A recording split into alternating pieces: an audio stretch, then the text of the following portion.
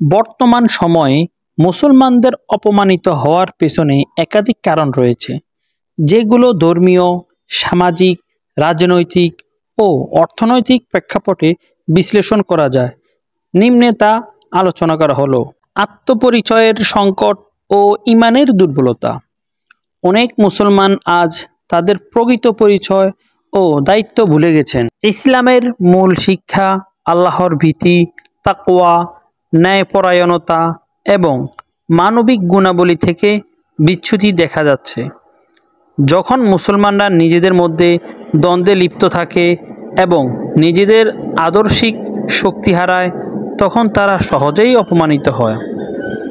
জ্ঞান, বিজ্ঞান ও শিক্ষা থেকে পিছিয়ে থাকা। এক সময় মুসলমানরা ছিল পৃথিবীর জ্ঞান, বিজ্ঞান, চিকিৎসা, গণিত ও সভ্যতার অগ্রগামী জাতি। কিন্তু বর্তমানে অনেক মুসলিম দেশ শিক্ষা, গবেষণা ও প্রযুক্তিতে অনেক পিছিয়ে যাচ্ছে। এই পিছিয়ে পড়া শুধু দুনিয়াবী দিক থেকেই নয়, বরং দিন সম্পর্কিত সঠিক জ্ঞান থেকেও দূরে সরে গেছে অনেকে। একতা ও ভ্রাতৃত্বের অভাব। মুসলমানদের মধ্যে আজ একত্বের মারাত্মক অভাব রয়েছে। জাতিগত, রাজনৈতিক, মতবাদগত বিভেদ মুসলমানদের একত্রিত হতে দেয় না। অথচ রাসূল সাল্লাল্লাহু আলাইহি ওয়াসাল্লাম বলেছিলেন, তোমরা সবাই একটি দেহের মতো, এক অঙ্গ ব্যথা পেলে পুরো শরীর তা অনুভব করে। পশ্চিমা রাজনৈতিক ও ইসলাম বিদ্বেষ। বিশ্ব রাজনীতিতে অনেক সময় ইসলামকে ভয় দেখানোর অস্ত্র হিসেবে ব্যবহার করা হয়। মুসলিম বিশ্বের সম্পদ, বিশেষ করে তেল ও প্রাকৃতিক গ্যাসের নিয়ন্ত্রণ নেওয়ার জন্য যুদ্ধ, সন্ত্রাসবাদ, মিডিয়ার অপপ্রচার এসব চালানো হয়। মুসলিমদেরকে আতঙ্কবাদী, পিছিয়ে পড়া বা অসভ্য হিসেবে উপস্থাপনা করা হয়। মুসলিম নেতৃত্বের দুর্বলতা।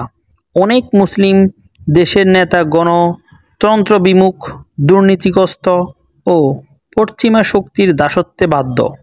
তারা জাতির কল্যাণের চেয়ে নিজেদের ক্ষমতা টিকিয়ে রাখার দিকেই বেশি মনোযোগ দেয়।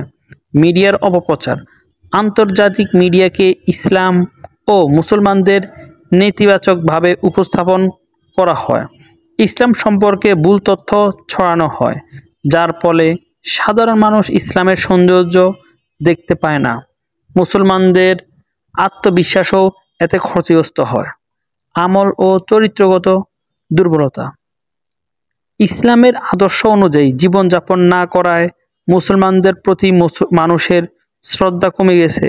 অনেক সময় একজন মুসলমানের অশোভন আচরণই পুরো মুসলিম জাতিকে অপমানিত করে। দাওয়াতের দায়িত্বে অবহেলা। রাসূল সাল্লাল্লাহু আলাইহি ওয়াসাল্লাম যে দাওয়াতি কাজ আমাদের উপর দায়িত্ব হিসেবে রেখে গেছেন, মানব জাতিকে সত্যের পথে রাখো, তা অনেকেই আজ ভুলে গেছে।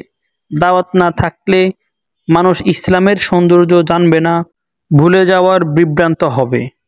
তাই আমাদের করণীয় হচ্ছে সঠিক ইসলামী জ্ঞান অর্জন করা এবং তা চর্চা করা। মুসলমানদের মধ্যে একতা ও সহানুভূতি গড়ে তোলা। চরিত্রে রাসূল সাল্লাল্লাহু আলাইহি ওয়াসাল্লাম এর আদর্শ অনুসরণ করা। শিক্ষা ও প্রযুক্তিতে অগ্রসর হওয়া। দুনিয়ার লোভ থেকে মুক্ত থেকে আল্লাহর উপর ভরসা রাখা। দাওয়াতি কাজের মাধ্যমে ইসলামকে তুলে ধরা এবং আল্লাহর উপর সবসময় বিশ্বাস রেখে কাজ করে যাওয়া। তাহলে আমাদের মুসলমানদের উপর আর কোনো ধরনের সমস্যা সৃষ্টি হবে না ইনশাআল্লাহ।